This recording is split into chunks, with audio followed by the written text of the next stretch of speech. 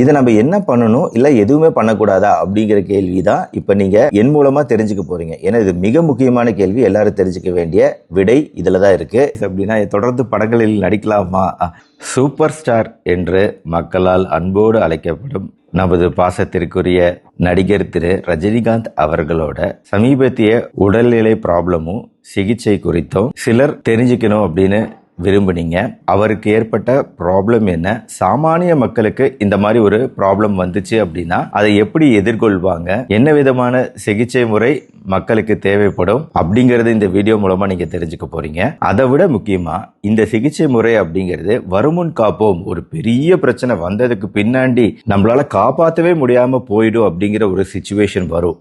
அது வராம தடுக்கிறதுக்காக இந்த சிகிச்சை செய்யப்பட்டது அப்படிங்கிறது ரொம்ப முக்கியமான விஷயம். ஏன்னா கவனிக்காம விட்டோம் அப்படின்னா இது கட்டாயம் இறப்புகளை ஏற்படுத்தக்கூடிய ஒரு பிரச்சனையாகவும் இருக்கு. அதனாலதான் மக்களுக்கு இதற்கு குறித்த ஒரு விழிப்புணர்வு தேவை அப்படிங்கிறதுக்காக இதை பத்தி நான் இங்க பேச போறேன். 1950 பிறந்து இன்னைக்கு 73 வயசுலயும் கிட்டத்தட்ட 50 வருட காலமாக திரைத்துறையில் இருந்து மக்களை மகிழ்வித்துக் கொண்டிருக்கக்கூடிய திரு ரஜினிகாந்த் அவர்களுக்கு அவரோட ரசிகரா என்னோட வாழ்த்துக்கள். பாருங்க, இப்ப வேட்டைன்னு ஒரு படம் வந்திருக்கு, அவருக்கு ஆப்போசிட்டா நடிச்சிருக்காரு பாருங்க. அவருமே தன்னோட மன வலிமை தாங்க. 82 வயசு அமிதாப் பச்சன் அவர்களும் இன்னைக்கு 2 பேர் 73 வயது உடையவரும் 82 வயது உடையவரும் 2 மெயின் ரோல்ல ஹீரோவா நடிக்கிறது அப்படிங்கிறது அவங்களோட உடல் நிலையெல்லாம் பொருட்படுத்தாம மனசோட வலிமையால தான் இதை பண்ணிக்கிட்டு இருக்காங்கன்னு நினைக்கிறேன் நான். உண்டு. சரி, போதும் டாக்டர், விஷயத்துக்கு வாங்கன்னு சொல்றீங்களா? எஸ். திரு ரஜினிகாந்த் அவர்களுக்கு அயோட்டிக் அனியூரிசம் அப்படிங்கிற ஒரு பிரச்சனை ஏற்பட்டதாகவும் அதற்கான சிகிச்சை நடந்ததாகவும் நீங்க ஆல்ரெடி எல்லா வீடியோலையும் பார்த்திருப்பீங்க. ஆனா இந்த அயோட்டிக் அனியூரிசம் அப்படின்னு சொல்லக்கூடிய பிரச்சனை தான் என்னங்க, இது தமிழ்நாட்டில எல்லாம் வருமா அப்படின்னு கேட்டீங்கன்னா, அயோட்டிக் அனியூரிசம் அப்படிங்கிற ஒரு பிரச்சனையே மேற்கத்திய பாப்புலேஷன், ஒயிட் வெஸ்டர்ன் பாப்புலேஷன்ல தான் ரொம்ப ஜாஸ்தி. மிக அரிதான விஷயம் அயோட்டிக் அனியூரிசம் நம்ம பாப்புலேஷன்ல. அதுலயும் அது வயிற்று பகுதியில தான் இந்த பிரச்சனை வரும். அதுவே அரிது. அதை விட மிக அரிது நெஞ்சு பகுதியில் வரக்கூடிய தொராசிக் அயோட்டிக் அனியூரிசம் சொல்லக்கூடிய பிரச்சனை. அதுதான் சாருக்கு இருந்ததா நீங்க வீடியோல எல்லாம் பார்த்துருந்துருப்பீங்க. இப்போ ஒரு விஷயத்த நல்லா புரிஞ்சுக்கோங்க. நம்மளோட இந்த இதயத்துல இந்த பகுதி இருக்கு பாத்தீங்களா, இங்க இடது வென்ட்ரிக்கல்னு சொல்லுவோம். இதுதான் இதயத்தோட ரொம்பவும் பெரிய ஒரு அறைனா இதுதான். ஏன்னா இந்த மிகப்பெரிய அறையிலிருந்து தான் அயோட்டா அப்படிங்கிற மிகப்பெரிய இரத்த குழாய் ஆர்டரி வெளியே வருது. இந்த மிகப்பெரிய இரத்த குழாய் என்ன பண்ணுதுங்க, அப்படியே ஒரு சி மாதிரி, இப்படி ஒரு கொண்ட மாதிரி, இப்படி ஒரு வளைவோட வருது, ஒரு ஹேர்பின் பெண்டு மாதிரி வருது. இந்த இடத்துல ஒரு பெரிய ஹேர்பின் பெண்டோட அப்படி ஒரு திரும்புது. அது திரும்புறதுக்கு முன்னாடியே நம்ம உடம்போட மேல் பகுதிக்கு தேவையான, அதாவது தலைப்பகுதி, முகம் பகுதி, மூளை பகுதிக்கு தேவையான இரத்த ஓட்டத்தை கொடுக்கக்கூடிய வகையில் இங்கே சில பிரான்ச்சஸ், சில சின்ன சின்ன இரத்த குழாய்களை அனுப்புது. மேலும் இது வளைஞ்சி திரும்பி கீழே வந்த பின்னாடி என்ன பண்ணுது அயோட்டாங்க, நம்ம உடம்போட கீழ்ப்பகுதி முழுக்க இந்த ஒரே ஒரு டியூப் தான் மொத்த கீழ்ப்பகுதிக்கும் உண்டான பிளட் சப்ளையை கொடுக்குது. கீழ்ப்பகுதினா இதயத்துக்கு கீழேயே ஸ்டார்ட் ஆயிடுது. நம்ம குடல் பகுதிகள் எல்லாத்துக்கும் இந்த ஒரு இரத்த குழாய் தான். நம்மளோட கிட்னிகள் இப்போ 2 பிரான்ச் இங்கே ரெண்டா பிரியுது பார்க்குறீங்களா இந்த இடத்துல. அந்த 2 பிரான்ச்சு, இந்த 2 பிரான்ச் எங்கே போகுதுன்னா, இந்த 2 பிரான்ச்சு கிட்னிக்கு போகுது, சிறுநீரகத்துக்கு சப்ளை பண்ணுது. மற்ற பிரான்ச்சுகள் நம்ம உடம்போட எல்லா பகுதிக்குமே சப்ளை பண்ணுதுங்க. இதுதான் ஆக மொத்தம் நம்ம ஒட்டுமொத்த உடலுக்குமான ரத்த சப்ளை இந்த ஹேர்பின் பெண்ட் மாதிரி நம்ம இடது வென்ட்ரிக்கல்ல இருந்து மேலே ஏறி அப்படியே ஒரு வளைவு பண்ணி அப்படியே கீழே இறங்குற இந்த சின்ன டிஸ்டன்ஸ்குள்ளாரியே மொத்த உடலுக்கான ரத்த ஓட்டம் சப்ளை முடிஞ்சிடுது. சில பேருக்கு எப்படி வீக்கம் அப்படிங்கிறது முட்டி பகுதியில் வீக்கம் உருவாகுது, எல்லா பகுதியிலையும் ஒரு வீக்கம் உருவாகுதோ அதே மாதிரி இரத்த குழாய்களில் வீக்கம் வரலாம். அதுலேயும் இந்த அயோட்டா அப்படின்னு சொல்லக்கூடிய இந்த முக்கியமான இரத்த குழாயில் சில சமயம் வீக்கம் வரலாம். அந்த வீக்கம்ங்கிறது எந்த இடத்துல ஜென்ரலாக அதிகமாக எங்கே வரும் அப்படின்னா, நல்லா கிளியராக பாருங்கள், நான் சொன்னேன் இல்லையா, கிட்னிக்கு சப்ளை பண்ணக்கூடிய 2 இரத்த குழாய்னு நான் இங்கே காமிச்சேன் இல்லையா, அதுக்கும் கீழே. ஸோ அதை இங்கே நீங்கள் பார்க்குறீங்க, இந்த கிட்னிக்கு போகக்கூடிய 2 இரத்த குழாய், அதற்கும் கீழே ஒரு வீக்கம் தென்படுது பார்த்தீங்களா. இதுதான் ரொம்ப ரொம்ப காமனாக எல்லாருக்கும் வரக்கூடிய, எல்லாருக்கும் இல்லை, ஒயிட் வெஸ்டர்ன் பாப்புலேஷன் சொல்லக்கூடிய வெள்ளை மேற்கத்திய இன மக்களுக்கு மட்டுமே அதிகமாக வரக்கூடியது, இந்தியர்களுக்கு மிகவும் குறைவு. இதுதான் காமன் அப்டாமினல் அயோட்டிக் அன்யூரிசம்னு சொல்லிட்டு இந்த வீக்கம் அப்படிங்கிறது வயிற்று பகுதியில் சிறுநீரக சப்ளை பண்ற இடத்துக்கு கீழே வரும்போது இது அப்டாமினல் அயோட்டிக் அன்யூரிசம் அப்படிங்கிற பெயரை பெற்று இருக்கு. இந்த வீக்கத்தை பொறுத்த வரைக்கும் எவ்வளவு தூரம் வீங்குது அப்படிங்கிறது மிக முக்கியமான விஷயம். இதை நம்ம என்ன பண்ணணும் இல்ல எதுவுமே பண்ணக்கூடாதா அப்படிங்கிற கேள்விதான் இப்ப நீங்க என் மூலமா தெரிஞ்சுக்க போறீங்க. ஏன்னா இது மிக முக்கியமான கேள்வி, எல்லாரும் தெரிஞ்சுக்க வேண்டிய விடை இதுலதான் இருக்கு, இதுக்கான ட்ரீட்மெண்ட். ஆனால் இப்ப நீங்க படத்துல பாக்குறது திரு ரஜினிகாந்த் அவர்களுக்கும் இந்த பிரச்சனையா இருக்கலாம். இந்த அயோட்டாவோட ஆரம்ப பகுதி ஒன்று இருக்கு பாத்தீங்களா, நான் சொன்னேன் இல்லையா, இந்த வளைவு, இந்த சி வளைவு அப்படிங்கிறது இதயத்திலிருந்து வெளியே வரும்போதே அந்த சி வளைவு ஏற்படுது. அந்த சி வளைவிலேயே வீக்கம் உண்டாகுது அப்படின்னா அதை தான் தொராசிக் அயோட்டிக் அன்யூரிசம்னு சொல்றோங்க. அதாவது இது வெறும் அயோட்டாவை மட்டுமே தனிமைப்படுத்தி இந்த படம் காட்டுதுங்க. இதில் உங்களுக்கு தெளிவாக தெரியுது, இங்கே வீக்கம் வரலாம், இங்கே வீக்கம் வரலாம், இங்கே வீக்கம் வரலாம், இல்லை அதுக்கும் கீழே கூட வீக்கம் வரலாம், எங்கே வேணாலும் இந்த வீக்கம் தென்படலாம். இது ரொம்ப ரொம்ப அரிதான விஷயம். ஃபர்ஸ்ட் நான் சொன்ன அப்டாமினல் சொல்லிட்டு வயிற்று பகுதி வீக்கத்தை விட இந்த நெஞ்சு பகுதியில் வரக்கூடிய வீக்கம்ங்கிறது ரொம்ப ரொம்ப அரிதான விஷயம், மிக அரிதான ரேரான விஷயம். சரி, இந்த வீக்கம் பற்றி இப்போ நம்ம தெரிஞ்சுக்க வேண்டிய விஷயங்கள், இது யாருக்கு வரும், எதனால் வருது அப்படிங்கிறது. யாருக்கு வரும்னா ஜென்ரலாக இது 65 வயதுக்கும் மேல் இருக்கிறவங்களுக்கு தான் ஜென்ரலாகவே வருங்க. வயசு அதிகமானவங்களுக்கு தான் வரும். ஃபர்ஸ்ட் விஷயம், ஆண்களுக்கு 4 மடங்கு இன்சிடென்ஸ் ஜாஸ்தி பெண்களை விட. மேலும் இந்த வீக்கம் வரதுக்கான முக்கியமான ரிஸ்க் ஃபேக்டர் புகைப்பழக்கம்.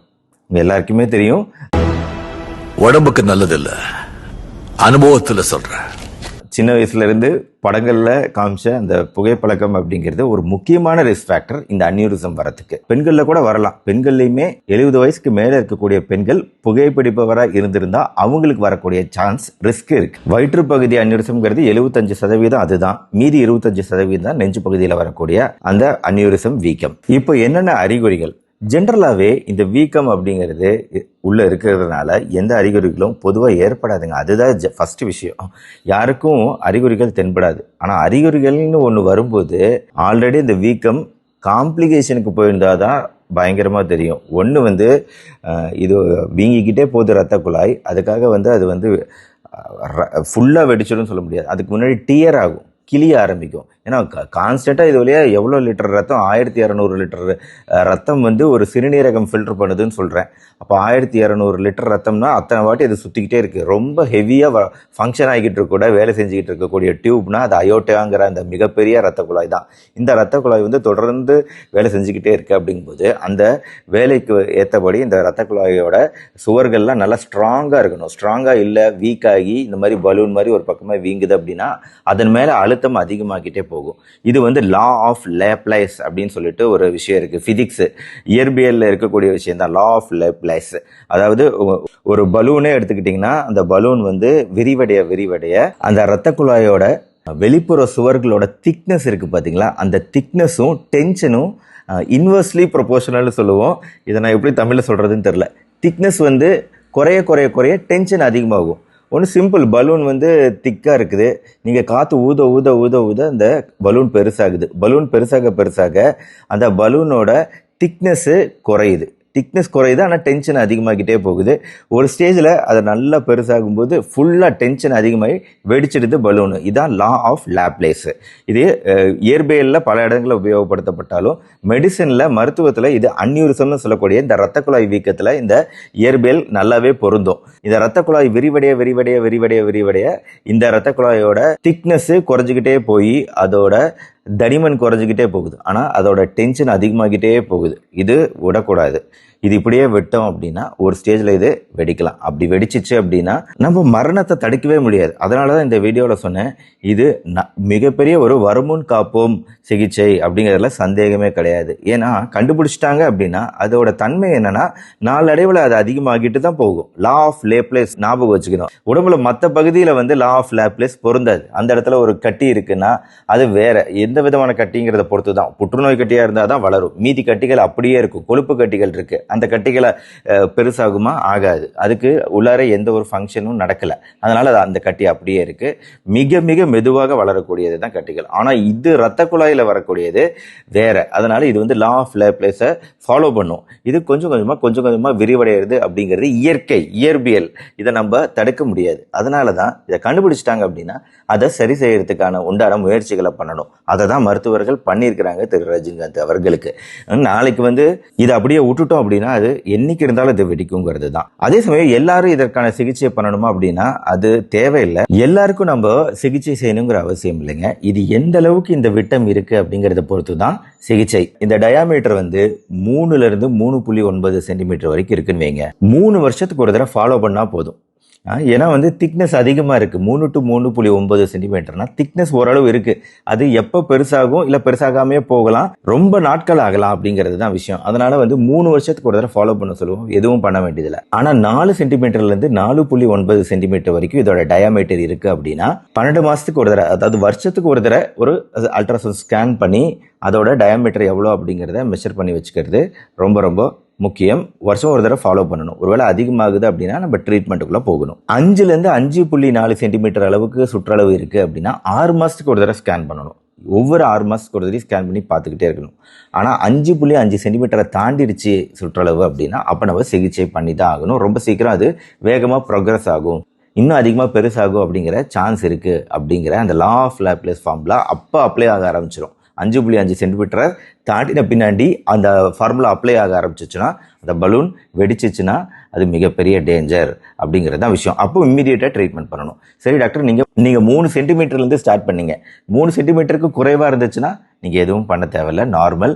நீங்கள் அடிக்கடி இதை ஃபாலோ பண்ணுங்கிற அவசியம் இல்லை. சரி டாக்டர், அறிகுறிகளே சுத்தமாக இருக்காதான்னு கேட்டிங்கன்னா அறிகுறிகள் இருக்கும். எப்போ இருக்கும்னா க்ளோஸ் டு டேரிங், அதாவது அந்த ரத்த குழாய் கிளிய போற சமயம்னு ஒன்று இருக்கு பார்த்தீங்களா, அந்த இந்த ரத்த குழாய் கிளிய போற சமயத்துக்கு கொஞ்சம் முன்னாடி இல்லை கொஞ்சம் சில நாட்கள் முன்னாடி அறிகுறிகளை காட்ட ஆரம்பிச்சிடும். ஒரு மாதிரி வலி. இப்போ வயிற்று பகுதி அனியூரிசம் சொன்னேன், நெஞ்சு பகுதி, இது ரெண்டுக்கும் வேற வேற கொஞ்சமாவது டிஃபரன்ஸ் இருக்கும்ல. இப்போ வயிற்று பகுதியில் அந்த அயோட்டா வந்து பெருசாகுது, பலூன் மாதிரி வீங்குது அப்படின்னா அப்போ ஒரு வலி தொடர்ந்து ஸ்டெடியா இருக்கும். அந்த வலி வந்து இப்போ முதுவலி, பின்பக்கம் லோயர் பேக் பின்னாடி இருக்கும், முன்னாடி வயிற்று பகுதியிலே இருக்கும், 2 பக்கமுமே இருக்கும். ஆனால் அதே சமயம் வந்து இப்போ கான்ஸ்டண்ட்டாக இருக்கும். இது வந்து ஒரு லோ பேக் பெயின், முதுகுவலி அப்படின்னா காலையில் கொஞ்சம் இறுக்கமாக இருக்கும், அப்புறம் எந்திரிச்ச உடனே குறைஞ்சிரும், அப்புறம் சாயந்தர நேரத்தில் அதிகமாகும். இந்த மாதிரிலாம் வலி மாறுபாடு காட்டும்ல.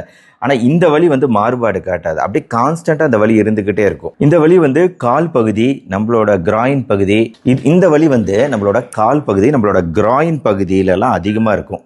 ஏன் இந்த இடத்துலலாம் அதிகமாக இருக்கும் அப்படின்னா ரத்த ஓட்டம் இங்கே தான் அதிகம். ரத்த ஓட்டம் இங்கே ரொம்ப அதிகம், ரத்த ஓட்டம் இங்கே போயிட்டு இருக்குல்ல, அதனால தான் உங்களுக்கு அதிகமாக அந்த இடத்துலலாம் வலி வரும். ஆனால் இன்னொரு முக்கியமான அறிகுறியை உங்களால், இதுதான் வந்து மற்ற வலிகள்லேருந்து இதை வேறுபடுத்தி ஓரளவு உணர முடியும். டப் டப் டப் டப் டப் டப் டப் டப் டப்புன்னு ஒரு ஃபீலிங் வந்து உங்களுக்கு இருக்கும், பல்சேட்டிங் ஃபீலிங் இருக்கும்.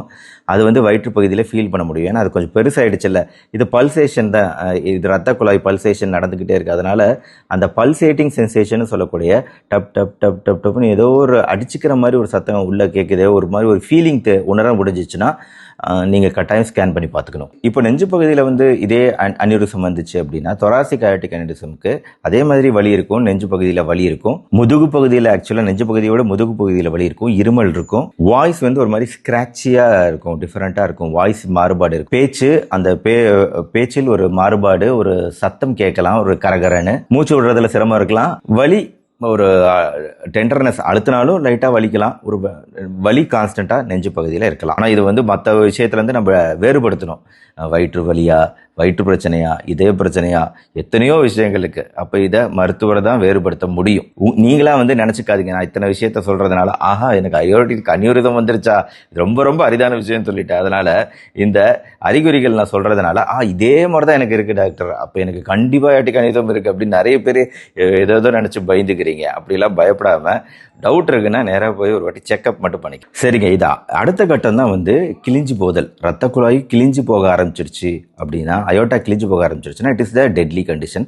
இது வந்து பயங்கரமான வலி, படபடப்பு, வேகமாக மூச்சு வாங்குறது, பிபி சல்லுன்னு இறங்கிடும், ஃபெயிண்ட் ஆகும், மயக்கம் வரும். ஏன் எல்லாம் ரத்தமே வந்து ரத்த குழாய், உடலோட மிகப்பெரிய ரத்த குழாய் டேமேஜ் ஆகுதுங்க, ஓட்டை ஆகிட்டு இருக்கு, ரத்தம் லீக் ஆகுதுன்னா அது எவ்வளோ பெரிய விஷயம். வாந்தி வருதல், வேர்த்தல், இதுக்கு நம்ம தனியாக அறிகுறிகள்னு ஒன்றும் சொல்ல தேவையில்லைங்க. அது வந்துடுச்சு அப்படின்னா இட் இஸ் நல்லா காட்டும், அதோட தன்மையை அப்படியே மாறி பயங்கரமாக காட்டும். காட்டிடும். ஹாஸ்பிட்டலுக்கு போறதுக்கு முன்னாடி 50% பேர் இறந்துருவாங்க. ஹாஸ்பிட்டல் போய் அதுக்குரிய சிஸ்டம், அதுக்குரிய ட்ரீட்மெண்ட்டை 1 மணி நேரத்துக்குள்ள ஸ்டார்ட் பண்ணி பண்ணணும். இல்லைன்னா மற்றவங்களையும் காப்பாற்ற முடியாது. அதனாலதான் இதை வந்து வருமுன் காப்போமா முன்னாடியே ட்ரீட் பண்றது முக்கியம். அதனாலதான் திரு ரஜினிகாந்த் அவர்களுக்கு இந்த ஸ்டென்ட்டை வச்சிருக்காங்க. இந்த பலூனை சரி பண்ணணும், ரிப்பேர் பண்ணணுங்கிறதுக்காக இந்த இடத்துல ஸ்டென்ட்டை வைக்கிறாங்க. thoracic aortic aneurysm ரிப்பேர், இது தேவர், TEVAR, thoracic endovascular aortic aneurysm ரிப்பேர்னு சொல்லக்கூடிய தேவர் ப்ரொசீஜர் பண்ணியிருக்காங்க. ஸோ எண்டோவாஸ்குலர் அப்படிங்கிறது பாருங்க, இந்த இடத்துல வேணா இருந்திருக்கலாம், இங்கே வேணா இருந்திருக்கலாம், எங்கே இருந்துச்சுன்னு எனக்கு தெரியாது. பட் இந்த ஸ்டென்ட் வைக்கிறதன் மூலமாக நீங்கள் அந்த கிழிதலை தடுக்க முடியும், ப்ரெஷரை குறைச்சிட முடியும் அப்படிங்கிறது இதில் இருக்கக்கூடிய ப்ரிவென்ஷன் மெஷர். இது வந்து ஓப்பன் சர்ஜரி கிடையாது, ஓப்பன் ஹார்ட் சர்ஜரி கிடையாது. உள்ளார ஸ்டென்ட் வைக்கிறது அப்படிங்கிறது ஈஸியாக எண்டோவாஸ்குலர் ரிப்பேர்னு சொல்லிட்டு கால் பகுதியிலேருந்து ஒரு துளையை போட்டு அந்த துளை வழியாக இந்த கருவியை செலுத்தி உள்ளே செலுத்தி, இது ரியல் இமேஜ், இந்த ரியல் இமேஜ் பார்க்குறீங்க நீங்கள் படத்தில். அந்த கருவியை உள்ள செலுத்தி அந்த ஸ்டென்ட்டை வச்சிடுறாங்க. ஹார்ட்டுக்கு பண்ற ப்ரொசீஜர் மாதிரி தான். ஆனால் முன்னாடிலாம் ஓப்பன் சர்ஜரி தான் ரொம்ப எஃபெக்டிவாக இருக்கும் அப்படின்னு சொல்லப்பட்டது. பட் இதெல்லாம் வந்து மருத்துவர் சார்ந்த அட்வான்ஸ்டு மெடிசன் சிஸ்டம்ஸ், இதுக்குள்ளே நம்ம போக வேண்டியது இல்லைங்க. நாம் வந்து இது வராமல் தடுக்கணும், அதுதான் முக்கியம். நம்மளுக்கு, நம்ம வீடியோவை பார்க்குறவங்களுக்கு அதான முக்கியம். அப்போ நாம் என்ன பண்ணணும்? ஸ்மோக்கிங் அஃப்கோர்ஸ் எவ்வளோ பெரிய ரிஸ்க் ஃபேக்டருக்கெல்லாம் கொண்டு போய் விடும் அப்படிங்கிறது எவ்வளவோ ரிஸ்க் இருக்குது. அதில் ஒன் ஆஃப் த ரிஸ்க் இது. நம்ம இதை அவாய்ட் பண்ணணும். நல்லா ஹார்ட் ஹெல்த்தி டயட்டு, எக்ஸசைஸ் இதெல்லாம் வந்து ரொட்டீனாக நம்ம பண்ணணும். எக்ஸசைஸ்லாம் பண்ண இது ரத்த குழாய் வீக் ஆகாது, ரத்த குழாய் ஸ்ட்ராங் ஆகும். அதனால் வந்து எக்ஸசைஸ் என்னைக்கு விட்டுறாதீங்க. இந்த ப்ரொசீஜர்லாம் பண்ண பின்னாடி எப்படி நம்மளை பார்த்துக்கலாம்? ரொம்ப அதிர்வுகள், ரொம்ப எக்ஸ்ட்ரீமாக நம்ம வந்து சில விஷயங்களை செய்யாமல் மறுபடியும் அதே ஹார்ட் ஹெல்த்தி டயட்டுன்னு சொல்லக்கூடிய நல்ல உணவு பழக்க வழக்கமும் நல்ல லைஃப் ஸ்டைல் ஹேபிட்டும் முக்கியம். மைண்ட் ஸ்ட்ரென்த்தும் ரொம்ப முக்கியம் இதுலேருந்து ரெக்கவரி ஆக வரத்துக்கு. இப்போ என் மூலமாக ஏதாவது அட்வைஸ் அப்படின்னா, தொடர்ந்து படங்களில் நடிக்கலாமா சூப்பர் ஸ்டார் அவர்கள் அப்படின்னு கேட்டால், படங்களில் நடிக்கிறது அப்படிங்கிறது ஒரு தொழில். இந்த தொழிலிருந்து நம்ம ரிட்டையர் ஆகிட்டோம் அப்படின்னா நம்ம மனசு வந்து ரொம்ப வீக் ஆகிடுது. அப்போ அது உடல்நிலையை பாதிக்குதுன்னு இதே வீடியோவில் ஆரம்பத்தில் நான் சொன்னேன். அதனால் வந்து தொழிலை டிஸ்கண்டினியூ பண்ணக்கூடாது, ஆனால் அந்த தொழிலில் மாடிஃபிகேஷன் பண்ணிக்கலாம். அதாவது அதிகமான ஃபிசிக்கல் ஆக்டிவிட்டி, ரொம்ப குதிக்கிறதோ, ரொம்ப வேகமான அதிர்வுகளை உடலுக்கு கொடுக்கறதையோ குறைச்சிக்கலாம். ஆனால் அதே சமயம் தொழிலையும் கண்டினியூ பண்ணலாம். அப்போ மனசு ஆரோக்கியமாக புத்துணர்ச்சியாக இருக்கும். இது சூப்பர் ஸ்டாருக்கு மட்டும் இல்லை, இந்த வீடியோவை பார்த்துட்டு இருக்கிற 60 வயசுக்கு மேலே இருக்கக்கூடிய எல்லாருக்குமே பொருந்தும். ஆக்டிவான லைஃப் ஸ்டைலை ஃபாலோ பண்ணுங்கள், ஹெல்த்தியாக இருங்க. இந்த வீடியோ பிடிச்சிருச்சுன்னா லைக் பண்ணி உங்கள் ஃப்ரெண்ட்ஸ் ரிலேட்டிவ்ஸ்க்கு ஷேர் பண்ணுங்கள். நம்ம சேனல் டாக்டர் கார்த்திகேயன் தொடர்ந்து சப்ஸ்கிரைப் பண்ணி ஃபாலோ பண்ணுங்கள். மறுபடியும் நாளைக்கு பார்ப்போம். நன்றி, வணக்கம்.